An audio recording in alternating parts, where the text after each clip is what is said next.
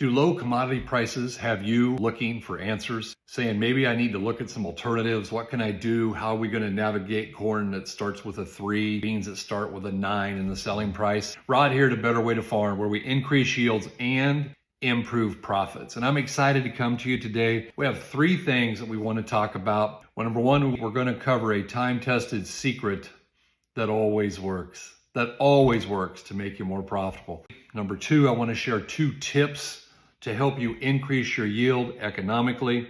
And number 3, I want to talk about a team or community. So let's dive right in and talk about number 1. Here is a time-tested secret that always works to help you make more money. Soil test. But guys, sometimes we get hung up, messed up, screwed up, confused. Somebody comes out and they say, we're going to give you a free test, and they pull the test, and lo and behold, it comes back, guess what? You need 150 pounds of 1846-0 and 200 pounds of 0060. Miracle upon miracles, it's the same thing you've needed since 1975. I'm going to suggest that's a loadout sheet, not a soil test. I want a very specific test. I want to make sure that the test that we're doing on phosphorus is either Olsen bicarb if the pH is high, or the Bray test, doing that extraction that way to give us a P1 and a P2 reading. I want to make sure that we're using ammonium acetate to extract that potassium. I want to be using DTPA to extract those micronutrients. And then we're going to use sorbitol, which is a sugar, on the extraction method for the boron specifically. Guys, here's the deal. More N, more P, more K won't get there, but it will eat up a bunch of your money. But if we go out and we pull the right soil test, and guys, I'm very specific. I'm very adamant about the kind of test to pull. You guys know that we like Midwest Labs, that we run their $22 test, that they come back and they look at everything we want to see. They look at all of the macros, NPK, they look at the secondaries, then they look at the micronutrients. They also show us pH, they show us available calcium. They show us base saturations. And then after we look at all of those, we start looking at some ratios. I want to see that P1 to P2 relationship. Why? Because that will help me know if there's something that isn't working correctly in that soil that we need to correct. If that ratio isn't very close to 1 to 2, we've got some work to do.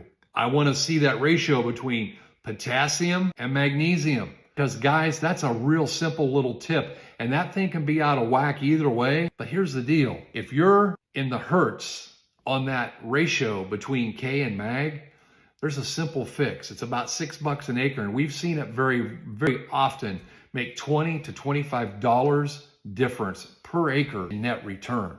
It's that simple. But we got to have that full test. Guys, boron, that's one of the things that we know that most of America today has a boron test that reads between 0.1 parts per million and 0.4. And we know that if it isn't at least 0.8, and it should be 0.9, but if it isn't at least 0.8, you're suffering yield loss for a lack of boron. Boron does what? Responsible for bloom. That's pollen, it's blooms in the beans, silk in the corn. It's also responsible for nitrogen utilization, and it feeds mycorrhiza fungi. But guys, here's the deal. This complete soil test will make you a lot of money. And I get guys, they say, well, what about my pH? I need to line. I am fine with pulling the $9 test, just looking at your NPK and calcium numbers on a grid, because if you're going to adjust pH, and I want you to, that's job number 1. Fix your pH, fix your available calcium. When we do that, that $9 test is great. But a lot of our guys will pull that and simultaneously pull the other tests that they need. We don't grid sample when we're doing row place starter. Why? Because we cannot vary 6 different micronutrients, 2 different macronutrients, plus NP and K going through the field. Whatever we put in that starter tank and row place at the east end is still in there at the west end. So we do a composite on 20, 40, or 80 acres. If they're pretty consistent, we'll do up to 80 acres. And that we'll pull the same number of cores, we'll mix them all together and get that composite test. Why? Because what I'm wanting to do is to say, let's take a composite and let's give every plant equal opportunity nutrition. And guys, I would be happy to do 3-way calls with you with lots of people who have done this and seen the tremendous results. It's interesting because I have a good friend named Mike up in Minnesota, and today he sent me some pictures of his yield monitor while he was cutting beans. And it's interesting because he reached out to me just a few years ago, 3 years, 4 years ago, I can't remember. And he was very unhappy with his bean yields. He was only getting about 50 bushel. And the person that he was working with in retail just said, look, man, beans are just a rotational crop. You just take what you get and move on and plant corn again. And he was getting right at 50. Now here we are 3 or 4 years later, and he's getting 75 and 80 bushel beans. Let's just take the low side 75. Guys, that means that he's getting 25 bushel of beans that he wasn't getting before. Why? Because he composite tests. Why? Because he knows how to go out there and give every plant equal opportunity nutrition. That 25 bushel is going to be somewhere 220 to 250 bucks an acre. And that's going to be the difference between making it and getting a job. Let's talk about 2 tips that we can utilize to raise yield economically.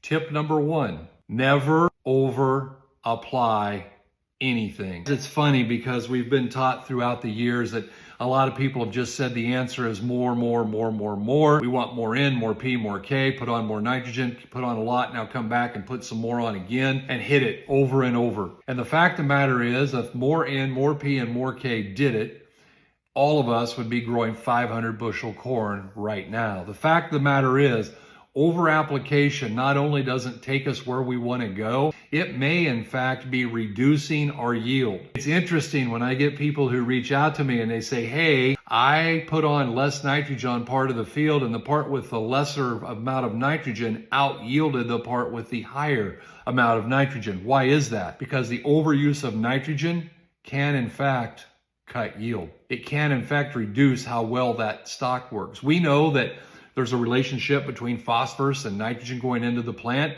and in the presence of enough ammonium in, that phosphorus goes in better. We also know in the presence of too much nitrogen, phosphorus uptake gets greatly reduced, and therefore we don't take in the phosphorus that we need to propel that plant towards yield. Tip number 2, don't underapply.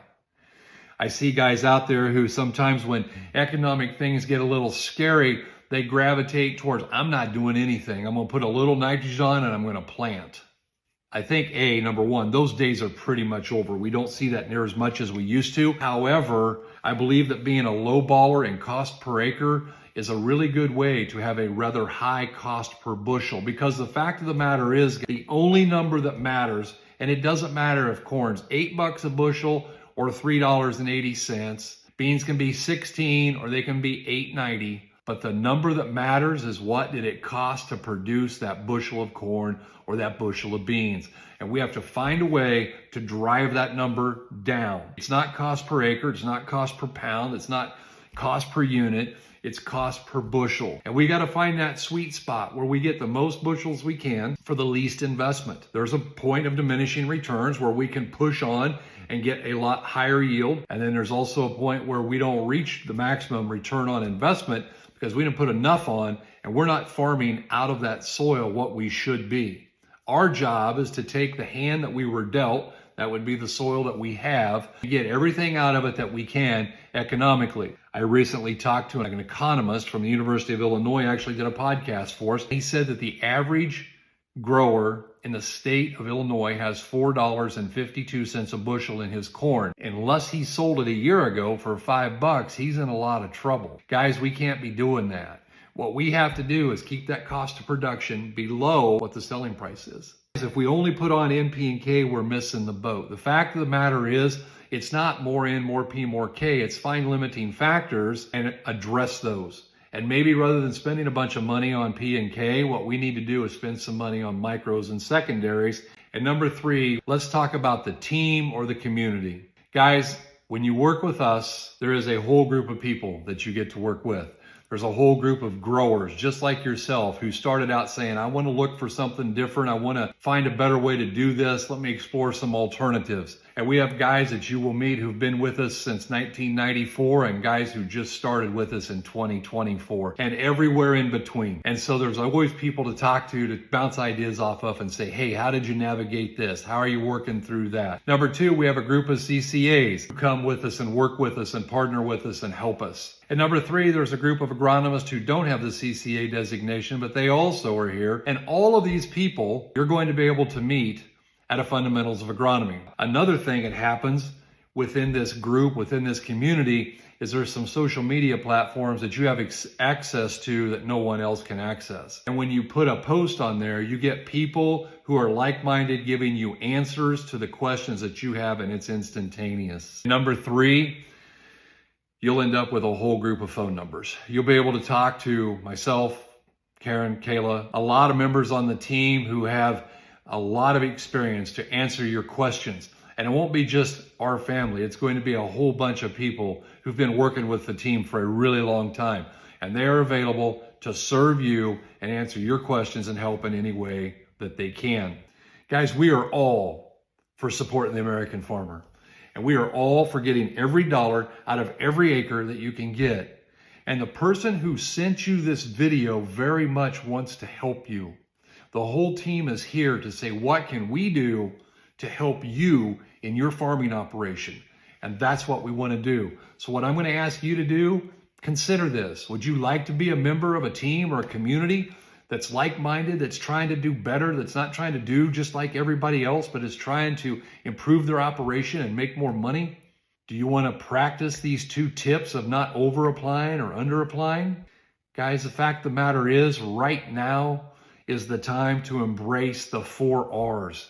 Right place, right product, right time, right rate. The 4 R's are key. And we're going to talk a lot about those at the Fundamentals of Agronomy. I would love to have you come in and take a look. And again, that third thing is we're going to spend a lot of time on that time-tested secret. It's not really a secret. It's just a soil test. But you can do it. And if you're not comfortable to pull them, we've got people who will come and help you with that, or we will teach you how to do it. Whatever it is. Here's what I know. I know that we're going to get through this. I know we're going to survive 3-something corn. We're going to survive 9-something soybeans, and we're going to come out on the other side. But here's the cool part. What we learn while we're trying to figure out how to get through this, when it gets good, we're going to make a lot more money, because we're going to take what we've learned here and now, and we're going to implement that. And when things are better, they're going to be way better. But guys, just let me say this. There is no reason that you cannot make a profit in 2025. And we very much want to help you do that. If you are open to working together and would like for us to help you make a game plan on how to cut your cost of production, text the word PLAN to 641-919-5570.